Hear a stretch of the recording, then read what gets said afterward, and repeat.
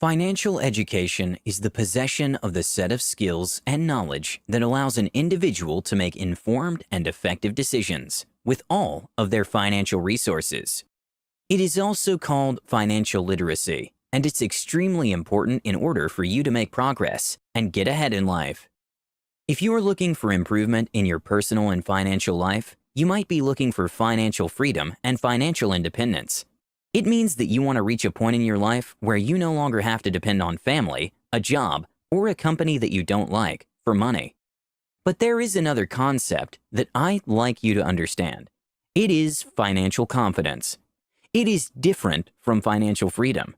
This is because freedom is based on the amount of money that you have available, while financial confidence is based on your confidence and acumen to generate money. Now, here's the thing. Most people think that there is a money scarcity. They think that there is no money and making more money is impossible. But this is deeply untrue. The truth is, the world is littered with money, but only those with the skills and knowledge can acquire it.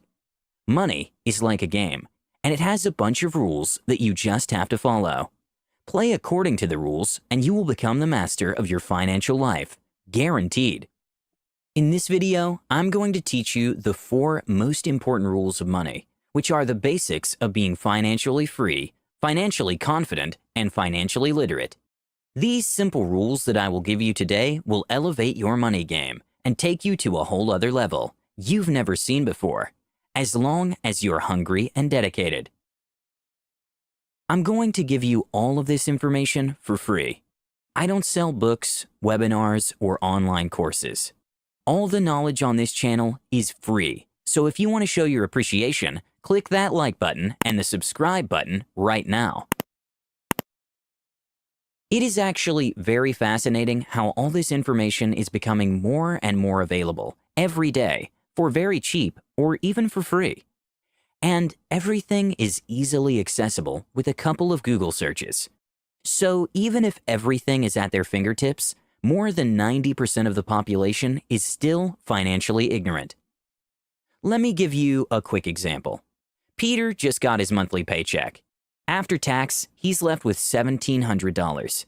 Instead of using this money to invest, save, or anything else that might be useful, he decides to waste it on a couple of barbecues with friends and many other useless liabilities. Are you a Peter? Because there are unfortunately a lot of financially ignorant people today. But the thing is, if they can change a few bad habits and develop a rich mindset, just about anyone can become rich. There are no rich people that are financially ignorant, except of course for those that got lucky. For example, stumbling upon a large inheritance or winning the lottery. However, statistics show that 70% of lottery winners end up bankrupt after just a few years of being extremely rich. Why is that? Again, it all comes down to how financially educated one is. If you have a lot of money, you will still make bad decisions and lose it all because you don't know what to do with it.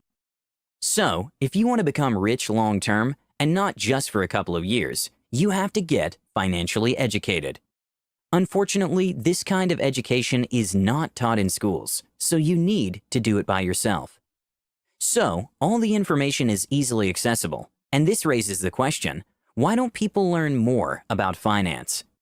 There are 2 main reasons why people don't get the financial education they need, despite it being extremely cheap, and in some cases, completely and totally free.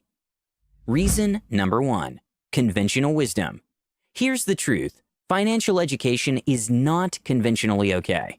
Most people will give you a mindset of scarcity, and if your mindset is wrong, you will never attract money.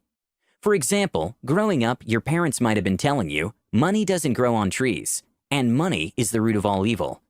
These lies that people tell their kids are stopping people from taking the necessary steps to a better life financially. Another conventional concept that is widely thought but is extremely wrong is the negative connotation towards debt. Debt is not that bad if you know how to use it, but still, people demonize it because they don't have the appropriate education. So, you have to stop listening to those that aren't financially literate and financially confident. You should start listening to those that actually know how to generate money, because they are the ones that can give you tips on how to become financially educated. Just like in a sport, for example skiing, You don't want to learn how to ski from someone that has never skied before. You want to learn from somebody that already knows how to do it. Apply this to your financial education and you'll learn very fast. Reason number 2, comfort zone and self-esteem. In order to generate money, it's believed among the rich that you need to be confident and have decent self-esteem. Self-image is important, and you have to first of all believe that you truly deserve to be wealthier and happier. If you don't, you will never become rich. Think of it like a self-fulfilling prophecy. You have to see yourself rich first.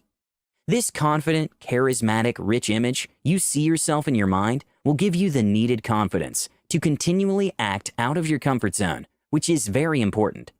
A very successful person once said, "Most people are not successful because they are afraid of success."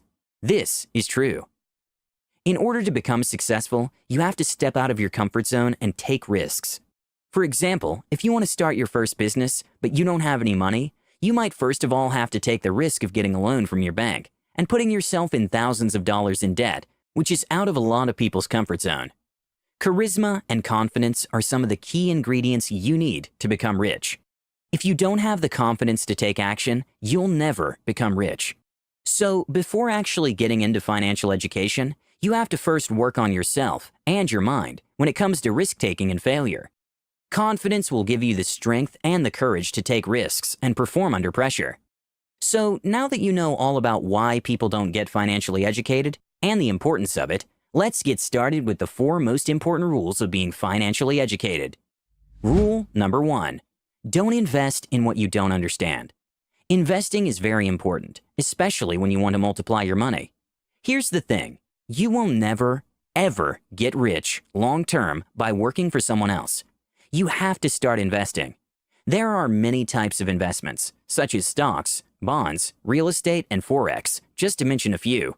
But I want you to know the single most important investment, and that's in yourself. Invest in yourself. Before investing in anything else, you have to invest in the development of your money-making machine, your brain.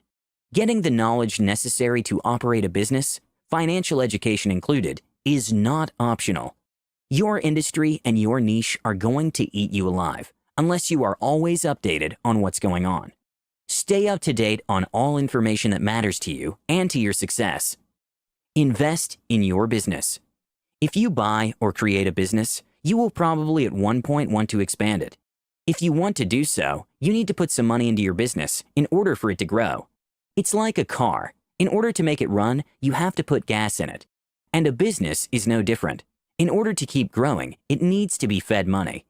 Investing in your business might be anything from marketing to research or developing a new product. Invest in real estate. Real estate investing, like other investments, are basically buy low and sell high. A simple concept with very complicated steps. Most real estate investors start with regular homes, then they move to commercial real estate, hotels, big commercial centers, offices, and more. Basically, you find units, structures, with potential that have been mistreated. You fix them up, you wait for the price to rise, and then you sell that unit in order to make a profit. Invest in stocks. Stocks, or shares, are literally part of a company that is for sale to the public. When buying stocks, you have the right to a part of the profits of that business, which is the equivalent of your initial investment. Just like any other investment, the stock market is pretty risky, and there are a lot of people that lose a lot of money with it. So, these 4 are the most important and well-known types of investments. However, independently of the type of investment that you choose, you have to know what you're getting into. There are rules to follow, but equally, there's a lot of misleading information out there. A lot of people are willing to scam you just to take your money. So you have to be very, very careful who you listen to. Do heavy research before putting your money in something new, or seek advice from a professional in that industry, preferably someone with skin in the game. Remember this rule. Never invest in something that you do not understand. Rule number 2. Debt is a powerful but deadly weapon. This one might be controversial, but the power of debt is underrated. All those that know how to use it will thrive, while those that are scared of it will miss a lot of opportunities. There is good and bad debt. Bad debt is anything that you know that you won't be able to pay off. For example, student loans. This is extremely painful, and it destroys the financial life of many people. We shouldn't ask 18-year-olds to make financial decisions of hundreds or thousands of dollars without considering the consequences. So be careful with that one, and only get in debt if you know what you're doing. On the other hand, good debt is the type of debt that you're absolutely sure you'll pay off, or you have a plan to pay it off, and it will also make you money. Getting in debt is a tool that you can use to get rich. For example, you might want to get a loan in order to start your business. If all goes as planned, you will pay off your debt and will be free to expand your business as long as you're always paying off your dues. Rule number 3. Think rich. Thinking rich is seeing yourself rich and acting rich.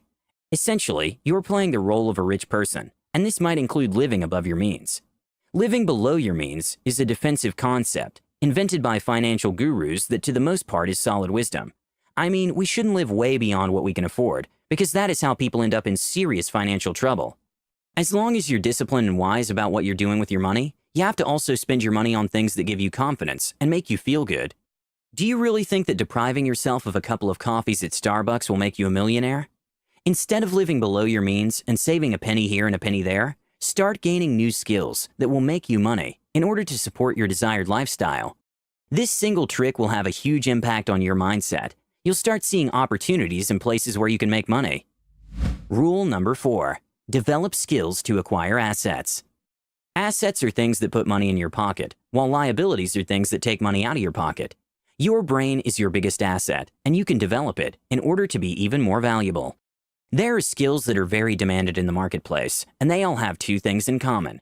1. They bring a lot of value to the market. 2. They make you a lot of money. So instead of working for someone else, start developing skills that will help you generate income from nothing, just by delivering results to the market. Figure out what best fits your abilities and develop your first high-income skills in order to gain the resources necessary to acquire more and more assets. Well, that's it for today's video. I hope you enjoyed it and gained value from it. If you did, give it a big thumbs up. Also, leave your thoughts down below. I'd love to hear them. With that said, don't forget to subscribe and enable notifications. Thanks for watching, and I'll see you in the next one.